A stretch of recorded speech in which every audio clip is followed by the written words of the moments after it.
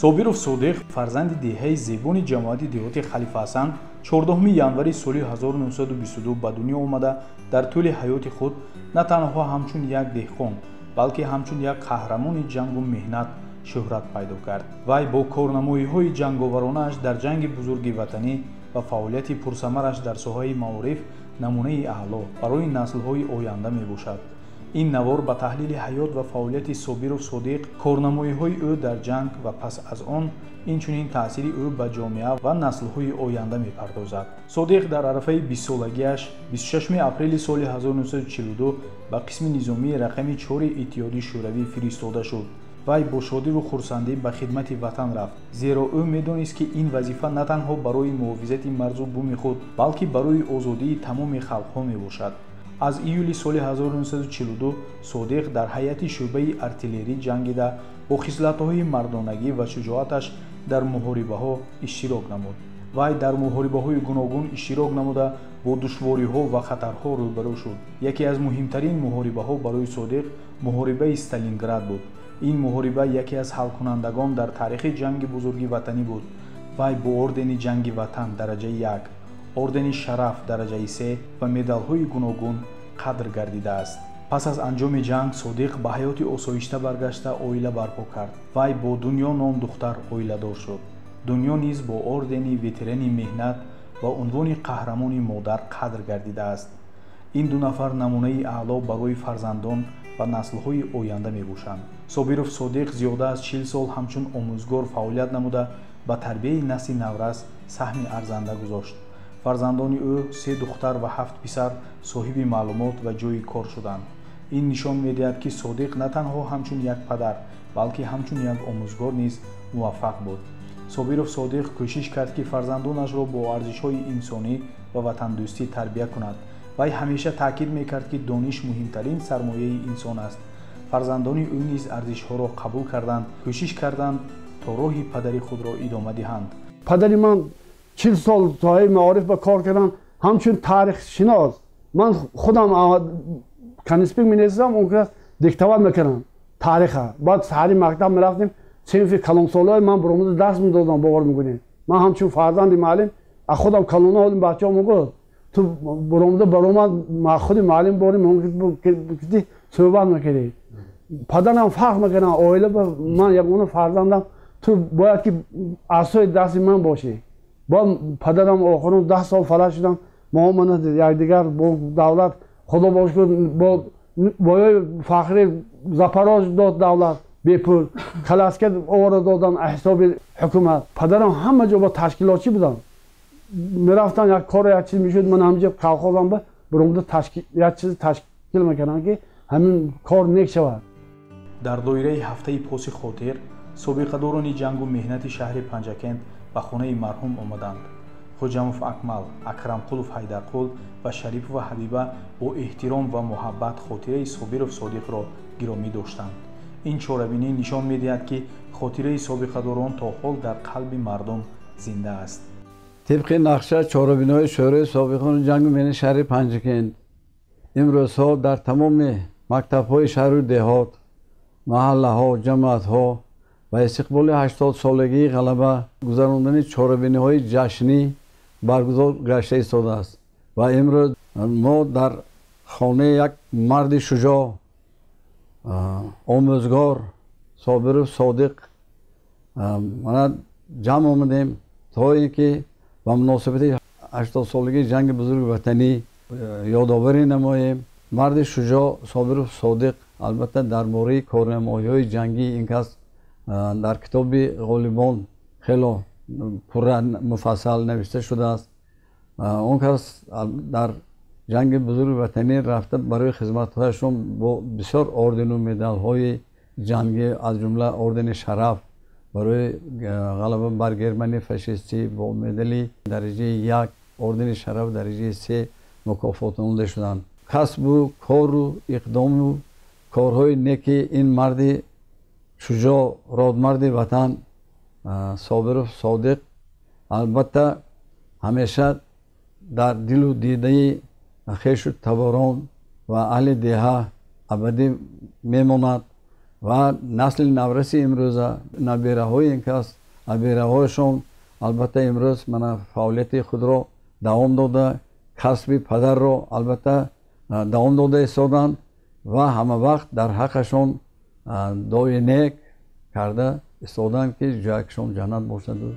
مصاحبه‌ای که از بابویف استانبول رئیس شورای سابقه‌داران جنگ و مهنت دهات خلیفه حسن، حیطوف محمد لطیف همکسب مرحوم، صابیروف شریف و کریم فرزندان مرحوم گرفته شدند، معلومات‌های ارزشمند پیشنهاد می‌کنند آنها درباره خصلت‌های نیک و کارنمایی‌های صادق نقل کردند.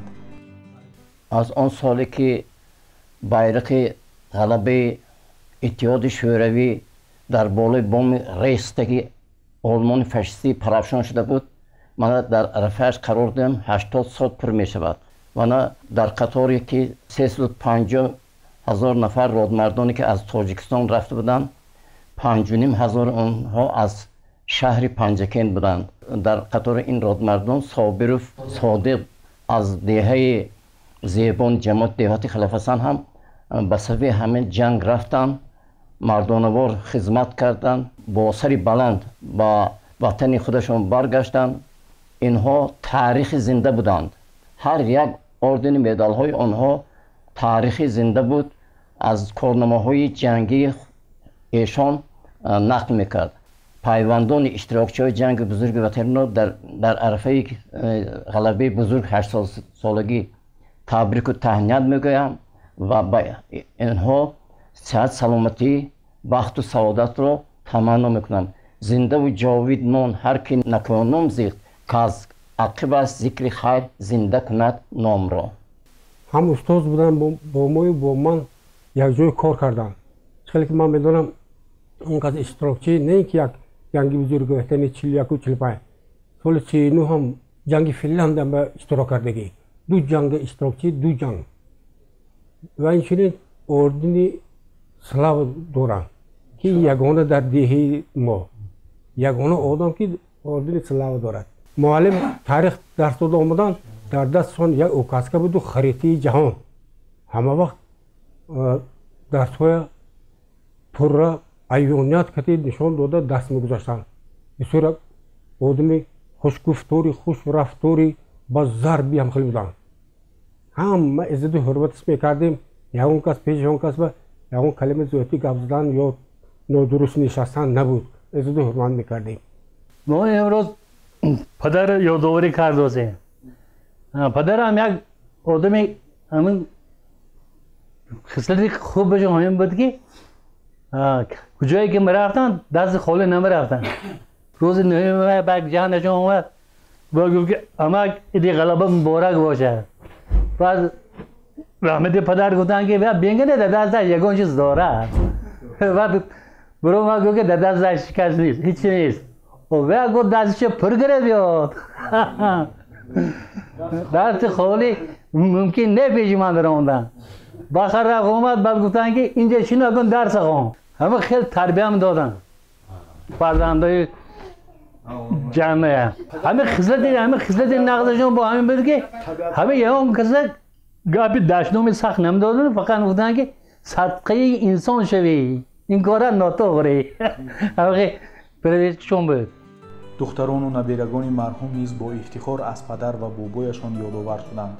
آنها تاکید کردند که ارزش‌های انسانی و وطندوستی صادق برای آنها نمونه اعلی میباشد. هر وقت که این کس پیش این کس میموندم همین دور جنگشان را نقل میکردم. با ما میبرفتم خانم و برای همین رسکزی جنگی همین کسی رو نقل کنی همین کسی گوش کنم گفته با خانم میومدم بالا اینی بابا میومدم بابای ما اکای همین کس میشون و میومدم پیش همین کس میشتم نقل کردم میشتم روحشان شاد شود و جاشان جنت شود.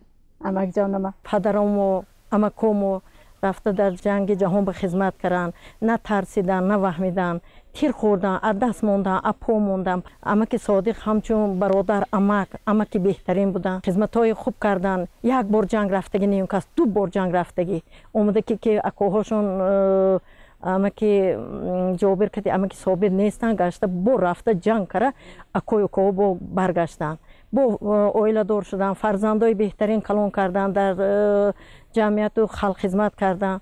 اما کم همچون معلم بهترین تاریخچی بودن، تاریخ دنیای میگفتن، جنگ میگفتن. ما فرزندای همونو مکتب میخوندیم، بسیار از اونو سوال و جواب میپرسیدیم. جنگ به چیکار کردید، چی موندیتون، چه خیلی جنگ کردیتون. ما هم میگفتن نمی ترسیدیم، نمی وهمیدیم. من صابره و دلاوره نبره صابر و صادق می باشم. فخر میکنم که در عائله چنین قهرمان به دنیا آمدم و از فرصتی مناسب استفاده برده میخواهم در روز عید غلبه همه سابقه‌داران مهنت را تبریک نمایم. در روز عید غلبه به همه سابقه‌داران عزیز سلامتی، خوشبختی و بهترین خوشی‌های روزگار را تمنا دارم. بگذار همیشه از محبت و غمخواری اطرافیان بهره‌مند باشند. صابرов صادق одаме буд бо хислатҳои чун шуҷоатмандӣ, меҳнатдӯстӣ ва ватандӯстӣ. вай ҳамеша кӯшиш мекард то дигаронро ташвиқи кору фаъолият намояд. ӯ бовар дошт ки ҳар инсон метавонад бо заҳмату талоши худ ба муваффақият ноил шавад. вай инчунин одаме буд бо дилсӯзии баланд. ҳамеша кӯмак расонидан ба ниёзмандонро муҳим мешуморид. ин хислатҳо ӯро байни мардум маъруф гардонида буданд. صابرов صادق на танҳо як қаҳрамон буд, балки намунаи аъло барои наслҳои оянда мебошад. ҳаёти ӯ нишон медиҳад ки чӣ гуна инсон метавонад бо меҳнату талоши худ ба дастовардҳои назаррас ноил шавад. хотираи ӯ бояд ҳамеша зинда бошад. пас биёед ҳамаи мо кӯшиш кунем то роҳи صابرов صادиқи қаҳрамонро идома диҳем, зеро ҳар кадоме аз мо метавонад қаҳрамони зиндагии худ бошад.